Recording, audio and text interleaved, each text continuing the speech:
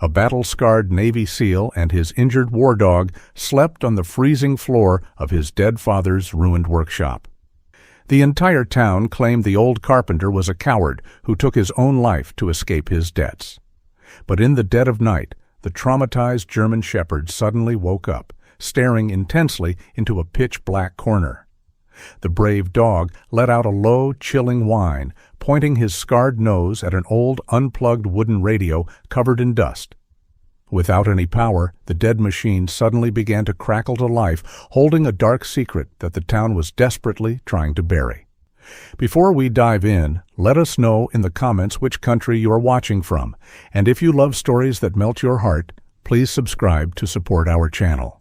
The Greyhound bus hissed to a halt, kicking up a thick, choking cloud of dry, red Texas dust that settled over the cracked pavement of Oak Haven. Spencer stepped down onto the sun-baked earth.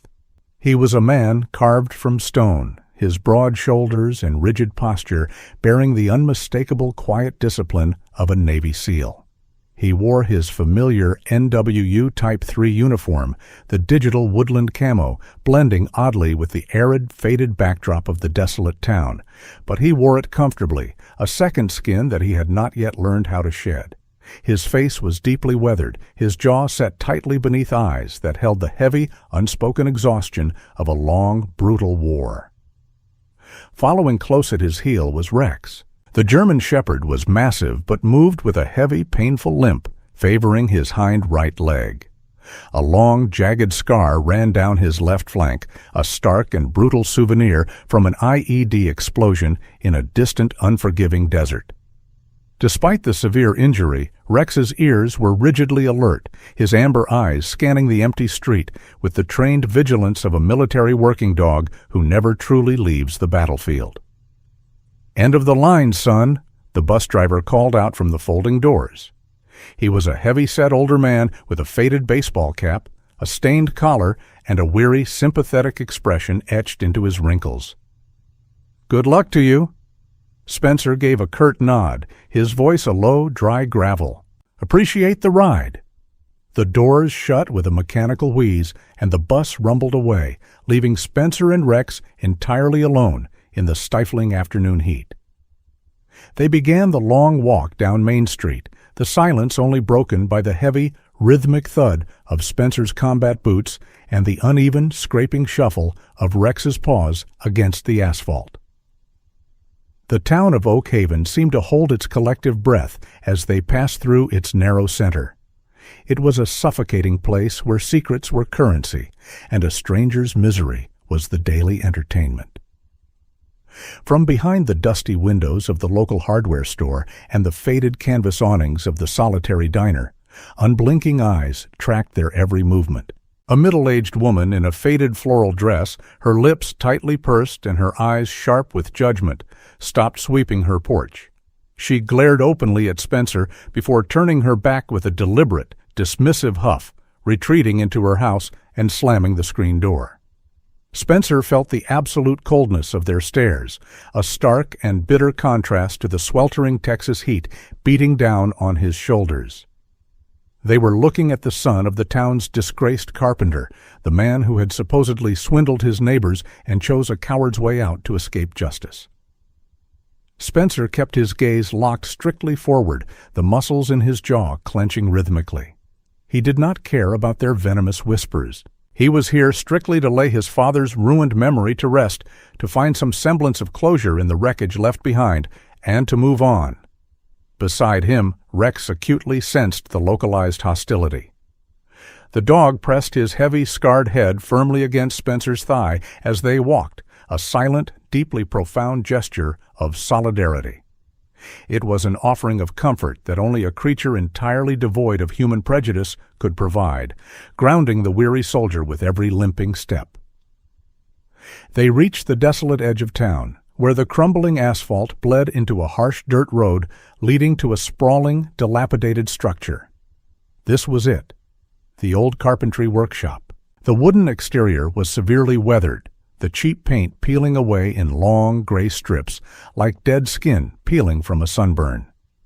The main roof sagged dangerously under the weight of years of utter neglect, and the heavy front door hung loosely off its rusted hinges, groaning softly in the dry, shifting wind. Spencer pushed the door open, the dense scent of stale sawdust, old motor oil, and creeping decay hitting him like a physical blow to the chest. The interior was a vast graveyard of unfinished wooden projects, scattered blueprints, and heavily rusted tools. Slices of harsh sunlight pierced through gaping holes in the roof, illuminating thick, swirling motes of dust that danced in the stagnant air. For a brief, agonizing second, Spencer could almost vividly see his father standing by the massive oak workbench, his calloused, skilled hands shaping raw timber with a master craftsman's gentle touch. The sudden memory pierced cleanly through his hardened exterior, bringing a sharp, suffocating ache of loss that hit harder than any bullet. He dropped his heavy canvas duffel bag to the floorboards with a loud, hollow thud. The war had thoroughly taken his youth, and while he was away fighting ghosts in the sand, time and tragedy had taken his father.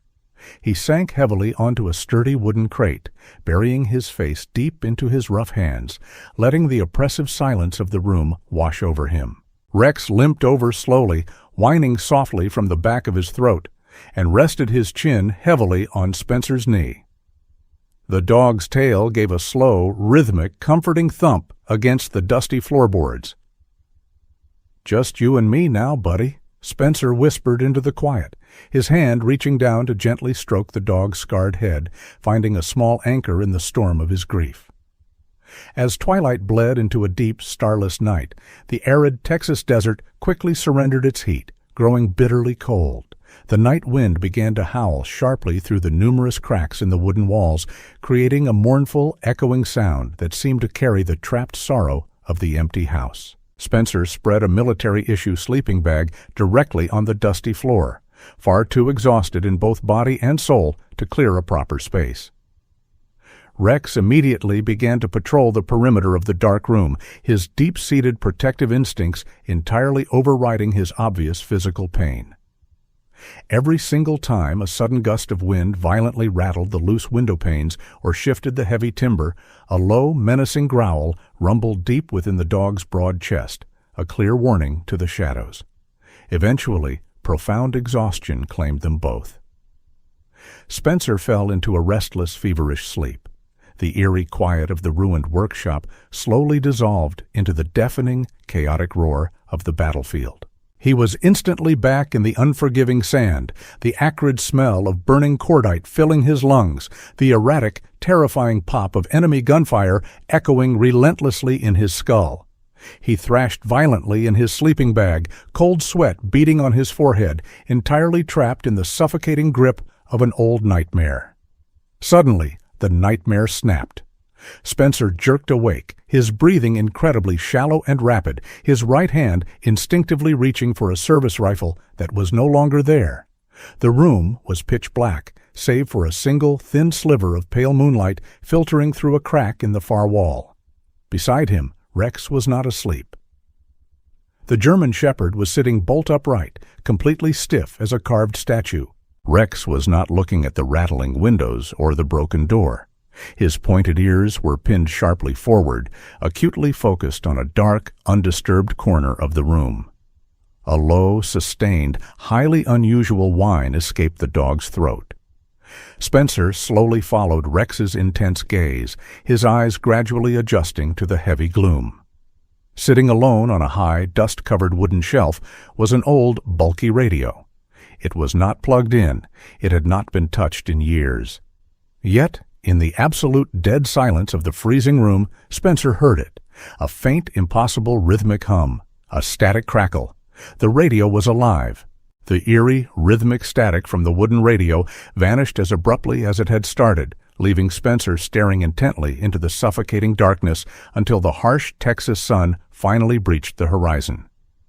In the glaring, unforgiving daylight, the radio was just an old, heavily dust-coated box sitting on a broken shelf, but the visceral memory of its midnight hum lingered stubbornly in his exhausted mind.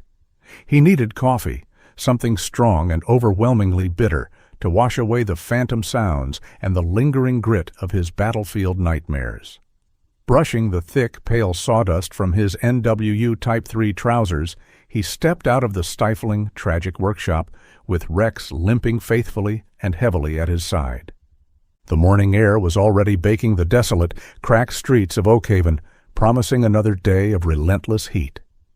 They walked slowly toward the center of the quiet town, eventually stopping in front of Rusty's, the town's solitary, crumbling diner.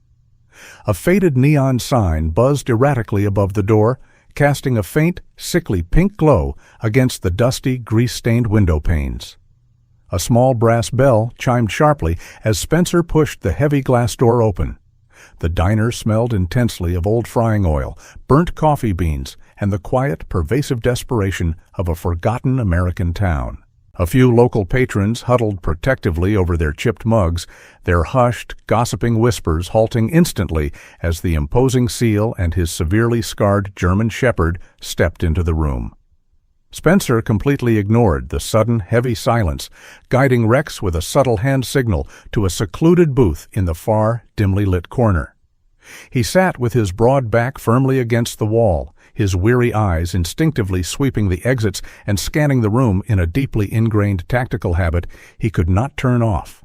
Before he could even fully settle into the cracked, sticky vinyl seat, a bright, sudden burst of energy violently interrupted the diner's gloomy, oppressive atmosphere. Lily approached their corner table, carrying a large plastic tray heavily laden with steaming, fragrant plates. She was a young woman in her early 20s, wearing a bright, cheerful yellow apron over a simple, faded denim dress. Her messy auburn hair tied up in a loose ponytail that seemed to bounce with her every energetic step.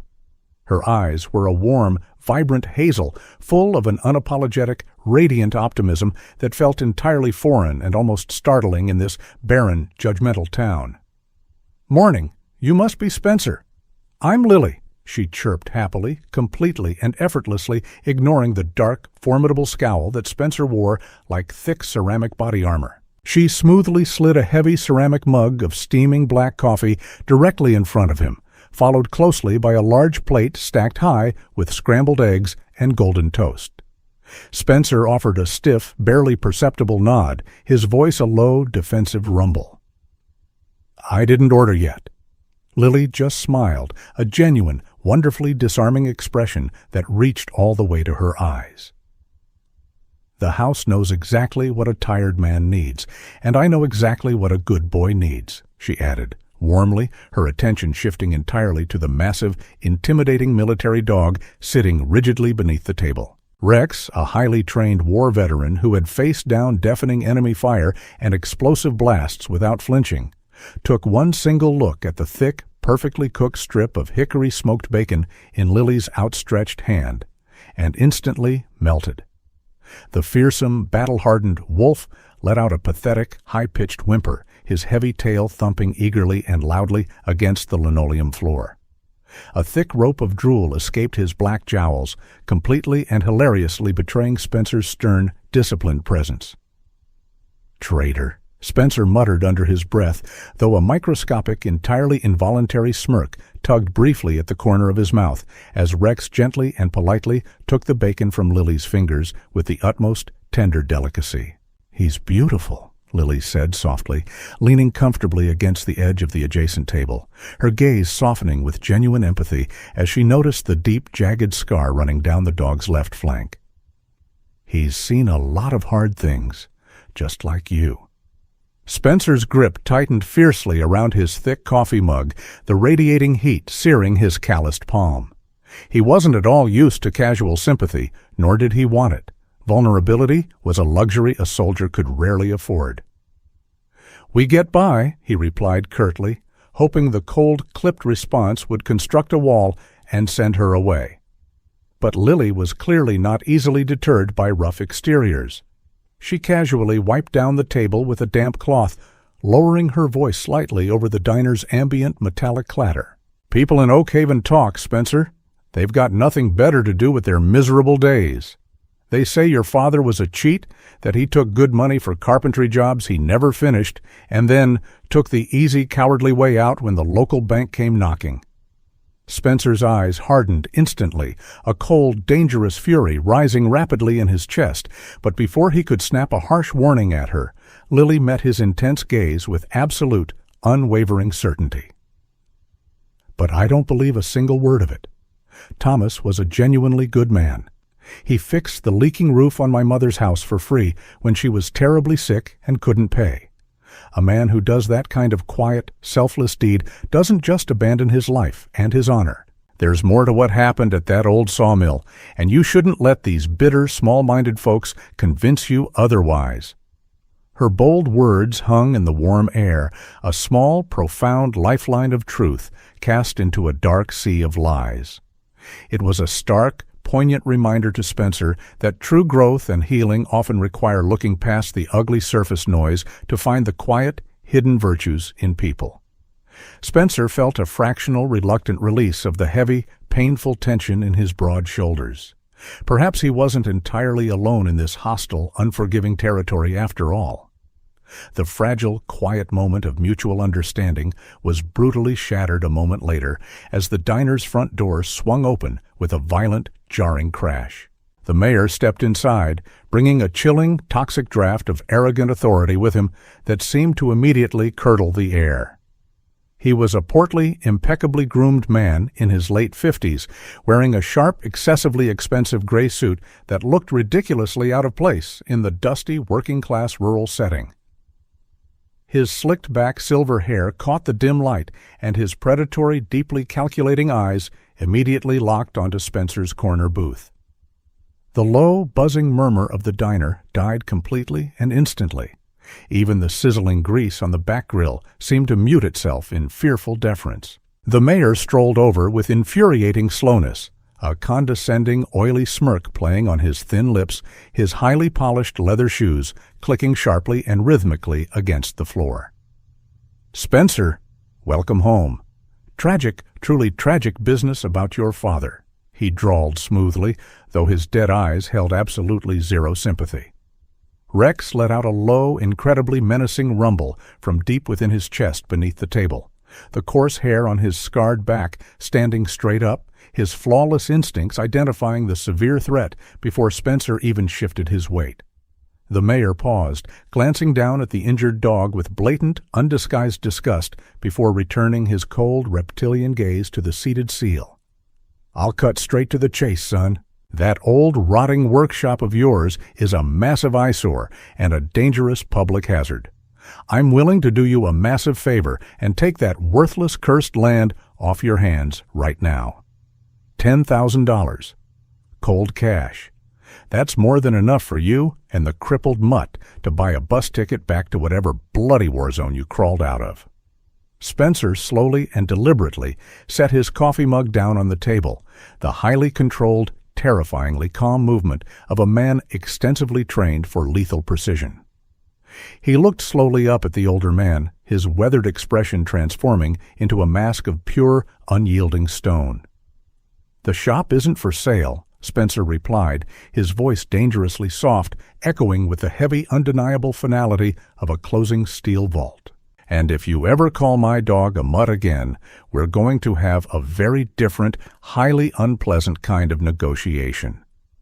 The mayor's smug smile vanished instantly, replaced by a sudden flash of genuine, ugly anger, leaving a heavy, dangerous promise of war hanging thickly in the diner's stale, silent air. The tense confrontation at the diner left a sour, metallic taste in Spencer's mouth, accelerating his purposeful strides as he and Rex navigated the baking asphalt back to the dilapidated sawmill. He needed to work to channel the simmering, volatile energy pooling in his chest into something tangible and productive.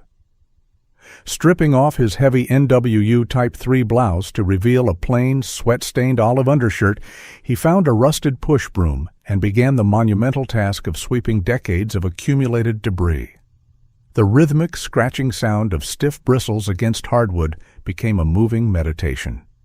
As he cleared a thick mound of decaying sawdust near the central workbench, his broom struck a small, solid object. Spencer knelt, brushing away the grime to reveal a beautifully hand-carved wooden falcon. It was his father's work, Instantly, a vivid memory of Thomas materialized in Spencer's mind, a solidly built man with a permanent dusting of sawdust in his graying hair, wearing a faded denim work shirt that always smelled faintly of cedar and peppermint, his eyes crinkling with a quiet, enduring kindness. Holding the perfectly balanced, smooth wooden bird, a sudden suffocating wave of profound grief and bitter regret crashed over the hardened seal.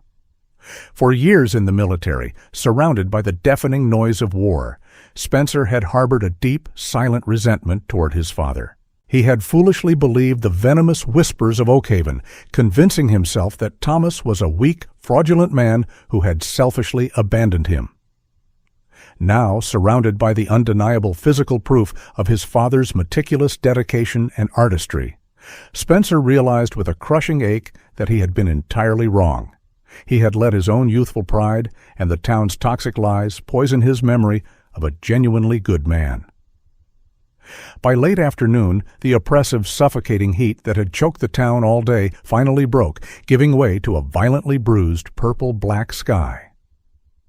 A massive Texas thunderstorm rolled in over the arid plains with the terrifying speed and destructive force of an advancing army. The air pressure dropped drastically, making the hairs on Spencer's arms stand fully erect just seconds before the first deafening crack of thunder shook the very foundations of the fragile workshop. Heavy torrential rain began to violently assault the sagging tin roof, creating a deafening, chaotic drumming that entirely drowned out the howling wind. For Spencer, the noise was just weather, but for Rex, it was an instant, terrifying transport back to the bloody sands of the Middle East. The massive German shepherd began to pace erratically around the darkened room, his thick claws clicking frantically against the floorboards, his amber eyes wide with blind panic. Another massive boom of thunder rattled the loose window panes, sounding exactly like the concussive shockwave of a detonating artillery shell. Rex stopped dead in his tracks, planted his heavy paws firmly onto the dusty floor, and let out a series of incredibly loud, resonant barks. It was not a normal canine sound. It was a deep, powerful baritone projection driven by pure survival instinct, carrying a very specific, vibrating acoustic frequency that bounced violently off the solid oak walls of the enclosed workspace. Spencer immediately dropped his broom and rushed toward the distressed animal, dropping to his knees to wrap his strong arms around the trembling dog's neck, murmuring low, calming commands to ground the terrified veteran. As Spencer held the shivering dog tightly against his chest, a completely different sound abruptly pierced through the chaotic ambient noise of the raging storm. It was a sharp, distinct mechanical click, followed immediately by a low, humming vibration that seemed to emanate directly from the shadows. Spencer froze instantly, his highly trained tactical senses flaring to maximum alert. He slowly turned his head, his eyes locking onto the high, dusty shelf in the far corner of the room. The old, beautifully crafted wooden radio, which had been entirely dead and silent since the previous night's brief anomaly, was physically vibrating. The specific, powerful acoustic frequency of Rex's desperate barks had struck the highly sensitive, dried-out speaker cone with absolute mathematical precision, acting as an invisible, sonic key turning a hidden lock. A loud, hissing wave of static suddenly erupted from the speaker, cutting cleanly through the thunderous downpour. Spencer slowly stood up, his heart hammering a frantic, heavy rhythm against his ribs, instinctively stepping protectively in front of Rex. He approached the shelf with cautious, deliberate steps, his eyes wide with a mixture of disbelief and deeply ingrained military caution. The static cracked, popped, and then, miraculously, resolved into a clear, unmistakably human sound. A heavy, ragged breath echoed through the room, followed by a voice that instantly paralyzed Spencer's lungs. It was a warm, familiar, but terrifyingly frantic baritone. It was Thomas. "Spencer!" The voice crackled through the dusty wooden slats of the antique radio, thick with an agonizing mixture of desperate urgency and profound fear. Spencer gripped the edge of the heavy workbench so tightly his knuckles turned entirely white, the raw, impossible reality of his deceased father's voice echoing in the present, tearing down every emotional wall he had spent years building. The voice on the tape did not sound like a man preparing to peacefully take his own life. It sounded like a man who was running out of time. "Spencer, if you can hear this, you need to listen to me very carefully," Thomas's voice pleaded, fighting through a layer of heavy audio interference and the phantom sounds of something crashing violently in the background of the recording. They lied. Beneath this ground, beneath the foundation of this shop, there isn't just wood. He knows. The mayor knows. Spencer's breath hitched, the earlier arrogant face of the mayor flashing vividly in his mind, the ridiculously low cash offer suddenly making terrifying, perfect sense.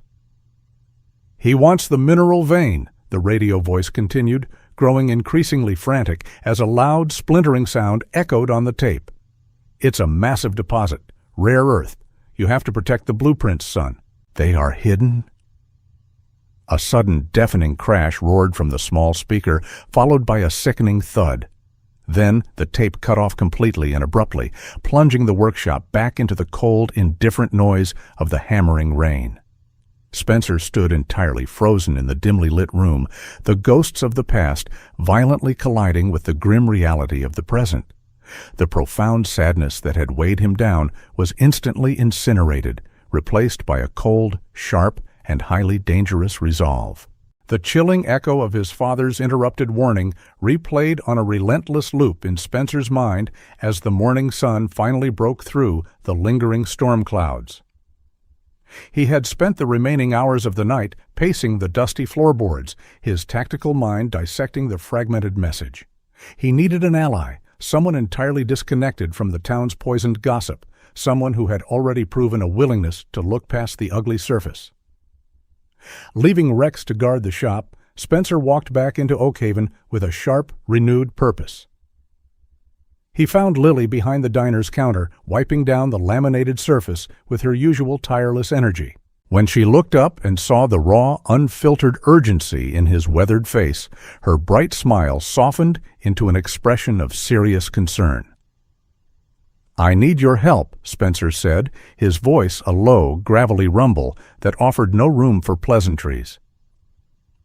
"My father left something hidden in the workshop, something the mayor wants. I can't find it alone." Lily didn't hesitate, ask for details, or mock his sudden intensity. She simply untied her cheerful yellow apron, draped it over a stool, and nodded. "Let's go," she replied firmly. The walk back to the sawmill was marked by a tense, companionable silence. Spencer felt a strange, unfamiliar shifting in his chest.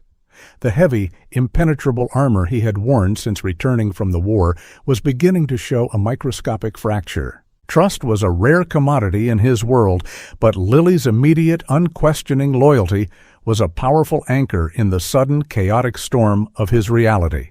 They spent the next 6 hours systematically tearing the old carpentry workshop apart, methodically shifting mountains of decaying lumber and rusted machinery. The air grew thick and suffocating with swirling sawdust, smelling strongly of old pine and forgotten sweat. Despite the exhausting, filthy nature of the work, Lily's presence profoundly altered the gloomy atmosphere of the ruined building. She hummed a quiet, upbeat melody as she sifted through drawers of bent nails, her auburn ponytail bobbing with infectious rhythm. Whenever Spencer felt the dark, crushing weight of his grief threatening to pull him under, Lily would accidentally drop a heavy wrench or sneeze violently into a cloud of dust, breaking the tension with a bright, unapologetic laugh. At one point, she emerged from beneath a collapsed workbench, her face entirely smeared with black grease and gray cobwebs. "Well, if the mayor is looking for the world's largest collection of dead spiders, he's hit the jackpot," she declared, wiping her forehead and smearing the grease further. Spencer stopped his aggressive sorting, leaning heavily against his push-broom. A sound he hadn't made in years escaped his throat, a genuine, deep chuckle. Lily looked at him, her hazel eyes widening slightly in pleasant surprise, a soft, knowing smile touching her lips. In that fleeting, dusty moment, surrounded by the tragic wreckage of his past, Spencer realized his deeply scarred heart was slowly thawing. The harsh, rigid lines of his military life were softening under the gentle, persistent warmth of her undeniable optimism. They were no longer just two strangers digging through trash. A quiet, profound bond was naturally taking root in the fertile soil of their shared mission. As the late afternoon sun cast long, golden shadows across the cluttered floor, both Spencer and Lily collapsed onto a stack of raw timber, thoroughly exhausted and frustratingly empty-handed. They had searched every cabinet, wall cavity, and ceiling beam. Just as Spencer was about to suggest calling it a day, Rex suddenly stood up from his resting spot near the open doorway. The injured German shepherd had been quietly observing them all afternoon, but now his military instincts entirely took over. He limped purposefully toward the very center of the room, his large, scarred head lowered, his incredibly sensitive nose skimming a fraction of an inch above the old, warped floorboards. He moved in a tight, methodical grid, taking deep, rapid sniffs. To a human, the entire workshop smelled uniformly of rot and decay, but Rex's highly trained olfactory senses were processing a complex, microscopic world of odors. He suddenly stopped dead over a section of flooring that looked completely identical to the rest. The dog let out a sharp, low whine and began to scratch frantically at the thick oak planks with his heavy front paws, his thick claws gouging deep tracks into the wood. "What has he got?" Lily asked, sitting up quickly, her fatigue instantly vanishing. Spencer was already moving, dropping to his knees beside the dog. He ran his calloused fingers over the edges of the boards, feeling for a seam. Rex nudged Spencer's hand out of the way with his wet nose, barking once, a clear, authoritative signal indicating a positive target. Spencer drew a heavy combat knife from his boot, wedging the thick steel blade into a minuscule, almost invisible gap between the planks, applying all his considerable upper body strength to lever the heavy wood upward. With a loud, agonizing groan of protesting nails, the floorboard popped loose, revealing a dark, rectangular cavity perfectly hollowed out between the heavy support joists. Rex immediately backed away, sitting proudly on his haunches as Spencer reached into the hidden compartment. He pulled out a heavy, incredibly sturdy steel lockbox, completely free of dust. Lily knelt closely beside him, their shoulders brushing gently as Spencer used his knife to forcefully pry the simple padlock open. The heavy lid fell back with a metallic clank. Inside, meticulously wrapped in waterproof oilcloth, was a thick stack of large, folded parchment papers. Spencer carefully unrolled them. They were detailed geological blueprints, highly complex topographic maps of the land directly beneath the sawmill, heavily annotated in his father's precise architectural handwriting. Areas were circled in bright red ink, explicitly labeled with chemical symbols for rare earth metals, a massive, incredibly valuable mineral vein sitting silently under their feet. But the blueprints were not the most devastating discovery. Tucked neatly beneath the rolled maps was a small, worn leather journal. Spencer opened it, his eyes rapidly scanning the meticulous, dated entries. It was a terrifying, undeniable ledger of intimidation. His father had documented every single visit from the mayor, writing down verbatim quotes, exact times, and detailed descriptions of physical threats. He said, "If I don't sell for the pennies he offered, my reputation won't be the only thing hanging from the rafters," read the final entry, dated exactly 1 day before Thomas's supposed suicide. The paper trembled slightly in Spencer's hands. The truth was no longer a crackling ghost in a radio. It was solid, undeniable ink on paper. The mayor had not just stolen Thomas's good name, he had murdered him for the ground they were sitting on. The adrenaline from discovering the hidden blueprints and the tragic journal had barely faded when the suffocating blanket of the Texas night descended upon the old sawmill. Spencer had carefully secured the metal lockbox, burying it deep inside a hollowed-out stack of heavy cedar planks near the back wall, far from prying eyes. He sat quietly in the absolute darkness, his back resting comfortably against the solid oak workbench, his breathing slow and measured. The profound silence of the workshop was no longer empty. It was heavy with anticipation. He knew the mayor, a man driven by desperate greed, would not simply wait for his pathetic cash offer to be rejected. Sure enough, shortly past midnight, the crunch of heavy tires on loose gravel echoed faintly from the dirt road outside. Two figures emerged from the shadows, their silhouettes illuminated briefly by the pale moonlight filtering through the sagging roof. The first man was exceptionally tall and lanky, wearing a dark beanie and carrying a heavy iron crowbar that dragged menacingly against the floorboards. The second man was significantly shorter, but built like a cinder block, his thick, stocky frame moving with a clumsy, aggressive swagger, clutching a large industrial flashlight. They were local muscle, hired thugs sent by a desperate politician to tear the place apart and retrieve the damning evidence. As the lanky man forcefully kicked the already broken front door wide open, sending a loud, splintering crash echoing through the cavernous space, Spencer did not flinch. He simply closed his eyes for a fraction of a second, his mind instantly shifting from the grieving son of a carpenter back into the highly disciplined, hyper-focused mindset of a Navy SEAL. Beside him, Rex let out a barely audible, vibrating rumble in his throat, his amber eyes tracking the intruders with lethal precision. "Tear it all down," the stocky thug grunted, his voice a harsh, grating whisper as he swept his bright flashlight beam erratically across the dusty room. "The boss said the papers are here somewhere. Break every board if you have to." The lanky man chuckled darkly, raising his crowbar and swinging it recklessly into a nearby display shelf, shattering a row of antique glass jars and sending a shower of dangerous shards cascading onto the floor. They expected to find a broken, traumatized veteran cowering in the dark. Instead, they found a ghost. Spencer moved with a terrifying, fluid silence that entirely defied his muscular bulk. He used the deep shadows and the familiar, cluttered layout of his father's workshop as his ultimate advantage. True strength, Spencer had learned in the grueling mud of Coronado, was never about inflicting mindless damage. It was about absolute control and precise calculation. He waited until the lanky man stepped blindly past a towering stack of raw pine boards, completely isolating himself from his partner. In a single explosive motion, Spencer lunged from the darkness. He didn't draw a weapon or throw a wild punch. Instead, he smoothly grabbed the man's extended wrist, applied a sudden, agonizing joint lock, and simultaneously swept the thug's legs out from under him. The crowbar clattered loudly to the floor as the lanky man hit the hardwood with a breath-stealing thud.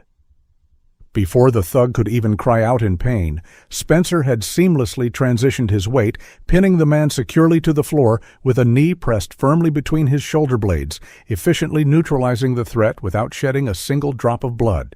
It was a masterclass in controlled violence, a quiet testament to the immense power of discipline over raw, chaotic aggression. The sudden, violent clatter of the falling crowbar immediately alerted the second intruder. The stocky thug whipped his heavy flashlight around, the blinding beam finally catching Spencer kneeling over his subdued partner in the center of the room. Panic and rage instantly contorted the thug's thick face. With a furious roar, he charged forward like an enraged bull, raising the heavy metal flashlight high above his head, fully intending to bring it crashing down on the back of Spencer's exposed skull. Spencer, perfectly balanced and intensely aware of his surroundings, began to pivot to meet the incoming attack, calculating the exact millisecond to disarm the charging man. But he didn't have to. A sudden, terrifying blur of dark fur and raw muscle launched out of the peripheral shadows. Rex, completely ignoring the agonizing pain radiating from his heavily scarred hind leg, propelled his massive body horizontally through the air. The courageous German shepherd struck the stocky thug squarely in the center of his broad chest with the unstoppable force of a freight train. The impact was spectacular and devastating. The heavy flashlight flew harmlessly into the rafters, shattering against a wooden beam as the thug was violently thrown backward off his feet, crashing heavily into a pile of sawdust with Rex firmly on top of him.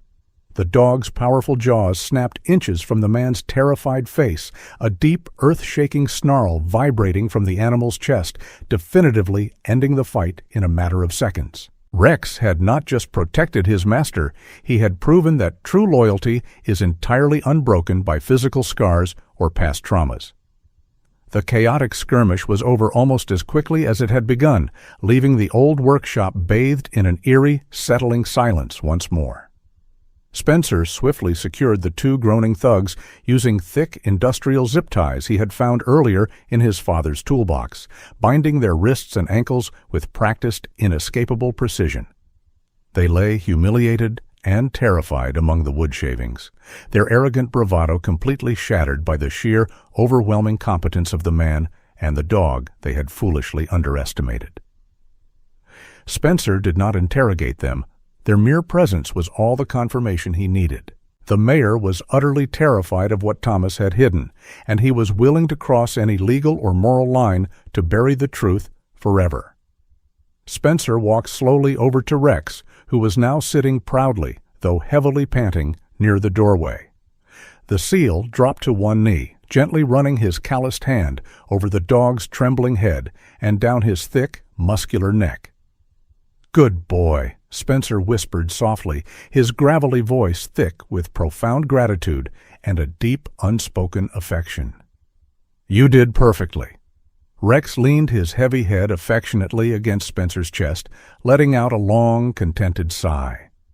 As Spencer stood back up and looked out into the dark, unforgiving Texas night, his eyes were cold and sharp. The mayor had officially sent his shadow into the sawmill, but he had entirely failed to realize that he had just awakened a sleeping dragon.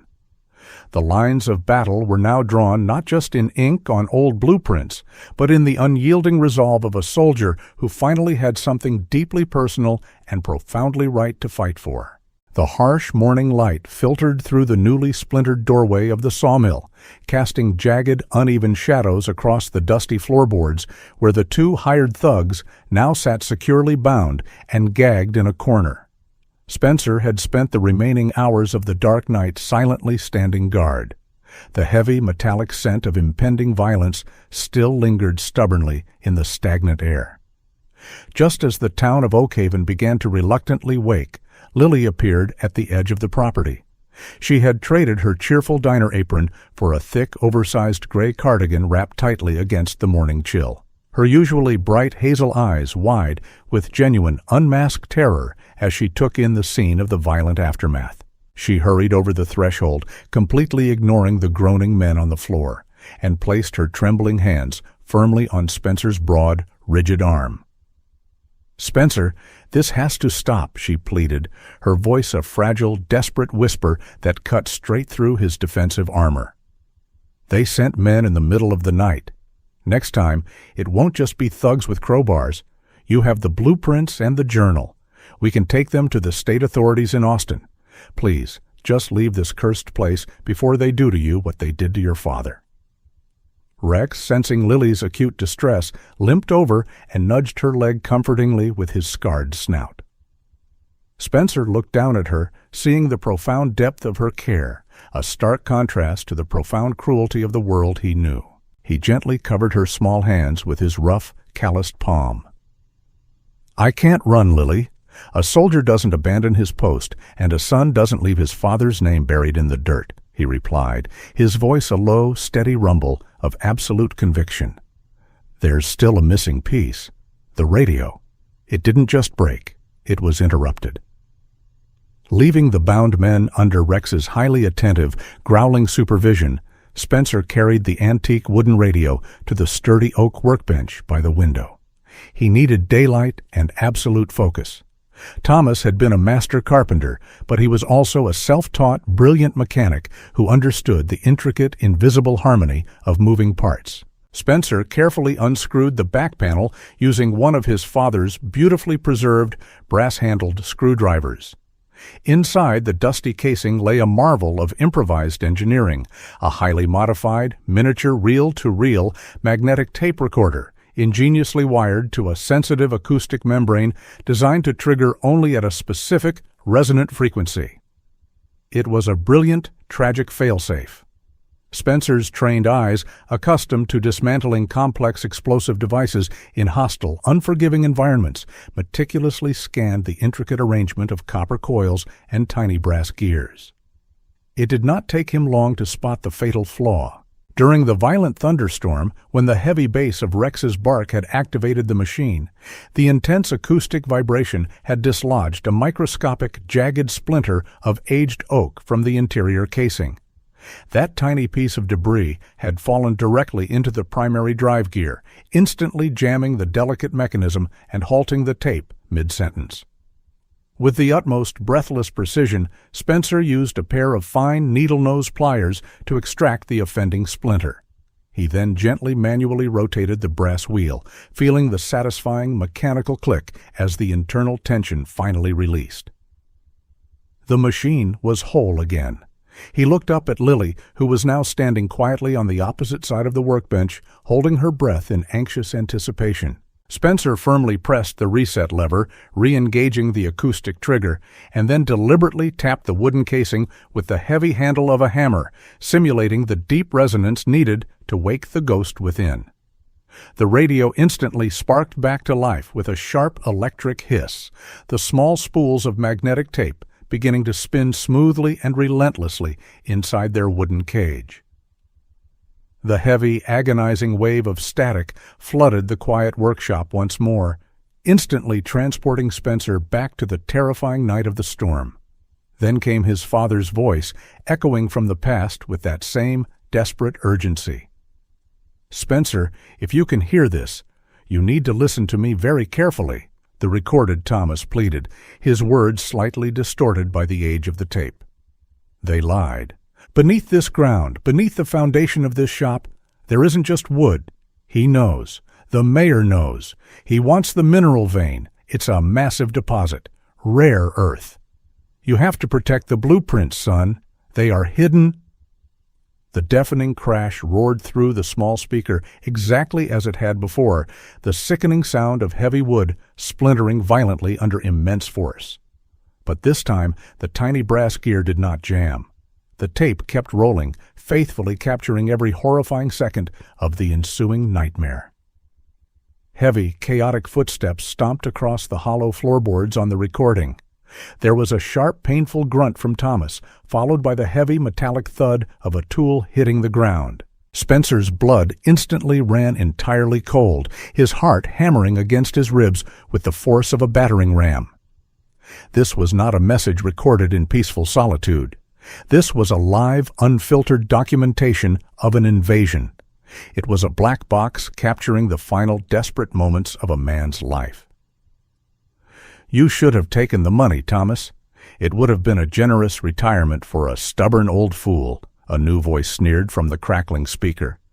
The arrogant, slick, and utterly unmistakable drawl of the town mayor slithered into the room, dripping with malice and completely devoid of human empathy. On the tape, Thomas let out a wet, rattling cough. "You'll never get the deed. My boy will come home." "He'll know," his father gasped defiantly. The sound of a brutal, heavy blow echoed sharply, followed by the mayor's dark, chilling chuckle. "Your boy is busy dying in the desert, and you are going to die right here." There was a brief, terrifying pause on the recording, filled only with the sound of Thomas struggling to breathe. Then the mayor issued his final damning order to an unseen accomplice. "String him up from the main support beam. Tie the knot tight. Make it look exactly like the crippling debt finally broke his pathetic spirit. The town will believe a suicide. They always crave a tragic failure." The tape captured the horrifying sounds of a violent struggle, the creaking of heavy rope stretching against timber, and then an unbearable, haunting silence, save for the mayor's cold, fading laughter as he walked away. The magnetic tape finally ran out, slapping rhythmically against the metal spool with a hollow, repetitive click.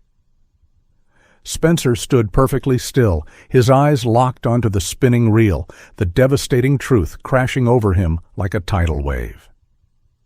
The town's gossip was a carefully constructed lie. There was no tragic suicide. His father was a hero who had died protecting their legacy. It was a cold-blooded, calculated murder. The heavy, suffocating grief that had anchored Spencer to the floor for days instantly evaporated, entirely consumed by a terrifying, focused, and profoundly lethal wrath. The mayor was no longer just a greedy politician trying to steal land. He was a dead man walking. The horrifying truth of the recording hung heavily in the air, instantly shifting the atmosphere inside the old sawmill from a place of mourning to a fortress preparing for war. Spencer knew the mayor would not wait long. The failure of his 2 hired thugs to return would quickly signal that the deadly secret was out. He looked at Lily, whose initial terror had hardened into a fierce, unwavering resolve, and at Rex, who stood rigidly at attention, sensing the impending conflict. "They will come back with a small army," Spencer stated plainly, his tactical mind already calculating defensive perimeters.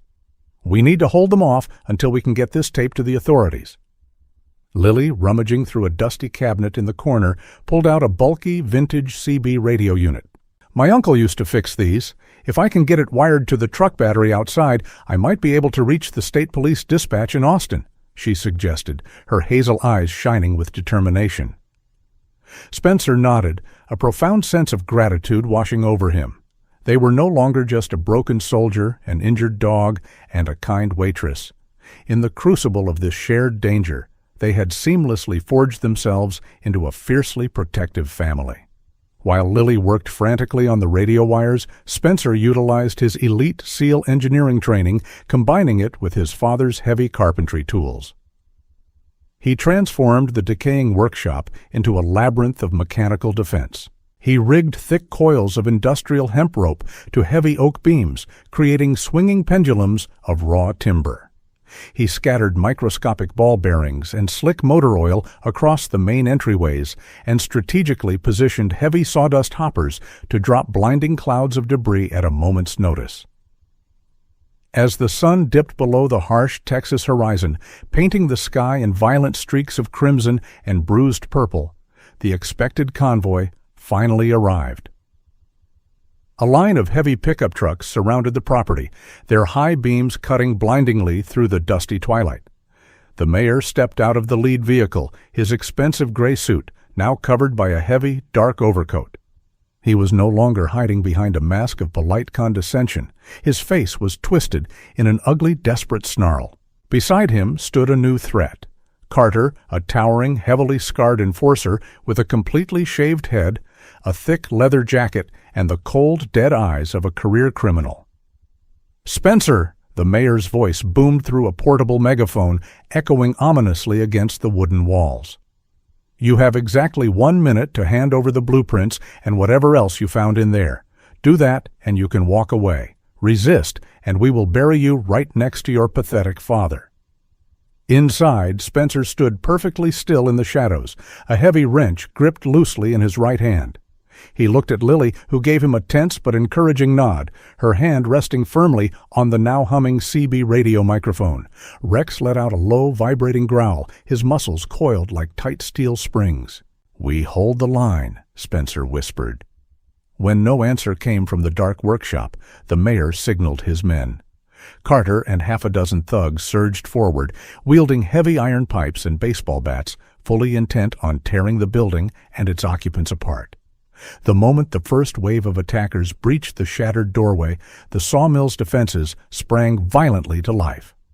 Carter stepped heavily onto a seemingly normal floorboard, triggering a taut tripwire that instantly released a suspended 50-pound sack of fine sawdust directly above his head. The blinding, choking cloud completely disoriented the massive enforcer, sending him slipping wildly on the oil-slicked floorboards and crashing heavily into a work table. Spencer moved through the chaotic darkness like a phantom. When 2 thugs tried to flank him from the side windows, Lily shouted a sharp warning, acting as his perfect overwatch. Spencer pulled a release lever, sending a massive, swinging log pendulum crashing into the intruder's ribs, sweeping them cleanly out of the window frame without a single lethal blow. Rex was a terrifying force of nature, protecting their blind spots with flawless precision. Whenever a thug managed to bypass the traps, the German Shepherd struck, using his heavy body to tackle them to the ground, his deep snarls entirely breaking their morale. The coordination between the 3 of them was a beautiful, devastating symphony of survival. Lily guided, Spencer neutralized, and Rex defended. They anticipated each other's movements with an unspoken, deeply instinctual bond. The mayor's men, expecting an easy fight against a solitary target, were completely outmatched by the disciplined, non-lethal warfare and the mechanical genius of the late Thomas's workshop. Realizing his men were being systematically dismantled by traps and a single, highly trained soldier, the mayor's frustration boiled over into absolute, reckless madness. "If I can't have it, no one will," he screamed, his voice cracking with panic as the walls of his lies closed in around him. He marched toward the side of the wooden building, lugging a heavy red metal jerry can. He began violently splashing raw gasoline against the dry, weathered exterior walls, the sharp, toxic fumes instantly permeating the night air. He pulled a silver lighter from his pocket, his hand trembling slightly as he sparked the small, lethal flame, fully prepared to incinerate the evidence, the workshop, and everyone inside it. Spencer, seeing the impending disaster through a gap in the planks, braced himself to charge through the barricaded door, knowing it might be a fatal move. But before the mayor could drop the flame, the distant, unmistakable wail of a heavy siren pierced the heavy Texas night. The sound multiplied rapidly, growing from a faint echo into a deafening, authoritative roar. Red and blue emergency lights violently painted the surrounding trees as a fleet of state police cruisers aggressively tore down the dirt road, entirely bypassing the corrupt local jurisdiction.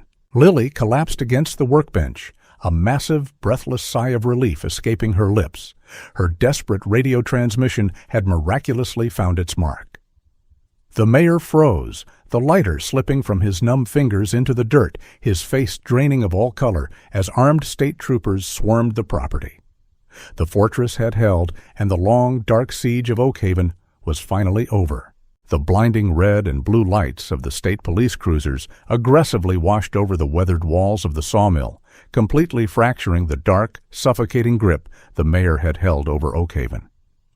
State troopers swarmed the property with absolute, calculated efficiency, their heavy boots crunching loudly over the gravel as they quickly secured the perimeter and apprehended the remaining thugs.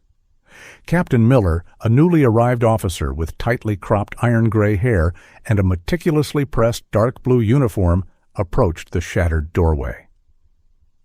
She possessed a stern, no-nonsense demeanor that instantly commanded respect. "It is over, Spencer. We have him, and we will take it from here," Captain Miller stated firmly as Spencer handed over the heavy steel lockbox containing the geological blueprints, the tragic leather journal, and the restored wooden radio. She listened to the horrifying tape recording right there on the dusty hood of her cruiser, her sharp eyes narrowing with cold professional fury as the mayor's murderous confession echoed into the night.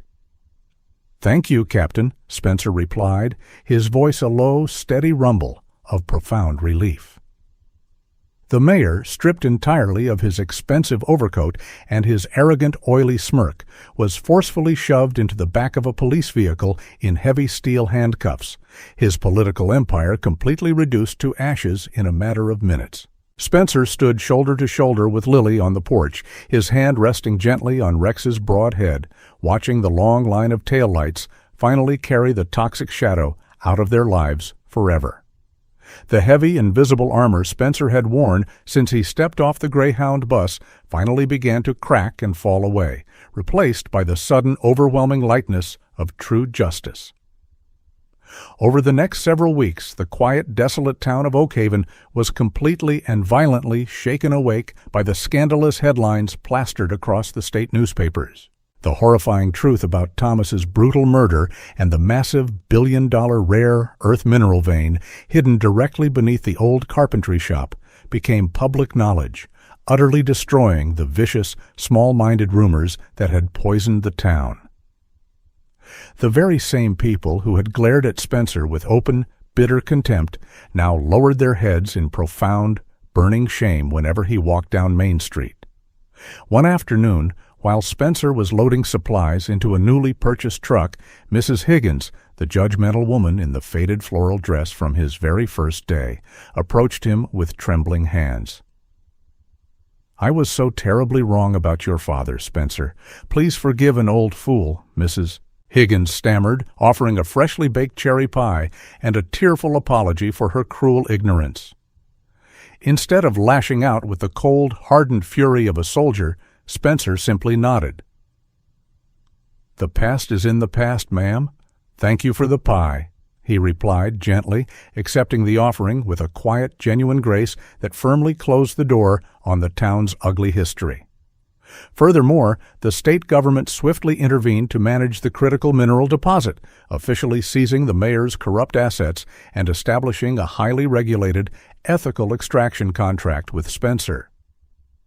As the sole rightful heir to the land and the meticulously drawn blueprints, he was immediately granted a massive, life-changing percentage of the mining royalties. He was no longer a struggling, heartbroken veteran. He possessed a vast fortune, but his true wealth was the immaculate restoration of his father's honorable name. The sudden influx of immense wealth did not change Spencer's core character. Instead, it provided the vital resources needed to completely resurrect his father's forgotten legacy. He hired local contractors to fully rebuild the sagging roof and reinforce the structural integrity of the massive workshop, transforming it from a tragic, decaying graveyard of memories into a bright, functioning sanctuary. The dark, suffocating shadows of the war that had plagued his mind for years slowly began to recede, completely replaced by the warm, golden light of a promising future. The terrifying, concussive nightmares of the desert battlefield faded into nothingness, replaced by the incredibly rhythmic, soothing sounds of spinning saw blades, sanding blocks, and Lily's bright, infectious laughter echoing off the solid oak walls. Lily had officially moved her vibrant energy from the gloomy diner into the heart of the sawmill, helping Spencer manage the new business logistics while naturally becoming the very center of his world. Their deep, unspoken bond, initially forged in the terrifying crucible of a midnight siege, blossomed into a profound, enduring romance built on absolute trust and mutual respect. Even Rex experienced a miraculous, visible transformation. The hyper-vigilant, deeply scarred war dog slowly learned to drop his constant, exhausting guard. His heavy limp remained, but the frantic, panicked pacing during thunderstorms completely disappeared, replaced by a calm, deeply rooted certainty that his pack was finally, undeniably, safe from all harm. 6 months later, a breathtaking, fiery Texas sunset painted the vast evening sky in brilliant shades of vibrant orange and deep magenta, casting long, peaceful shadows across the beautifully restored property. Spencer stood quietly in the center of the pristine workshop, deeply inhaling the incredibly rich, familiar scents of fresh cedar, raw pine, and sweet peppermint that he had missed for so long.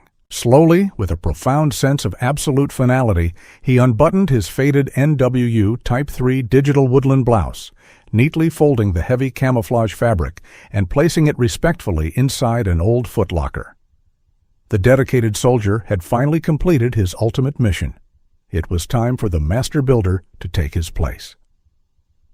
He reached out and lifted his father's heavy, deeply worn leather carpenter's apron off its wooden peg, slipping it over his broad shoulders and securing the thick straps across his back. He picked up a perfectly sharpened hand plane and began to smooth a long, beautiful plank of raw, white oak, the curled golden wood shavings falling gracefully to the immaculate floor like autumn leaves.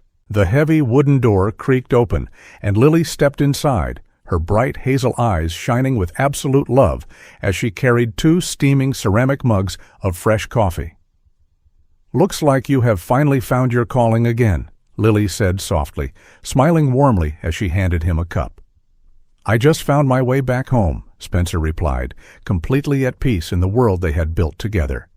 Beside them, Rex lay stretched out luxuriously in a wide pool of warm, fading sunlight, letting out a long, contented sigh as his heavy tail rhythmically and lazily thumped against the flawless new floorboards, echoing the strong, steady heartbeat of a family that had finally found its home. If this story touched your heart or reminded you of someone who stood by your side during your darkest times, please share this video with them.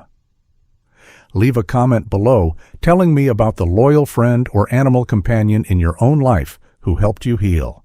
And please remember to subscribe to the channel for more inspirational stories that celebrate the unbreakable bonds between humans and animals.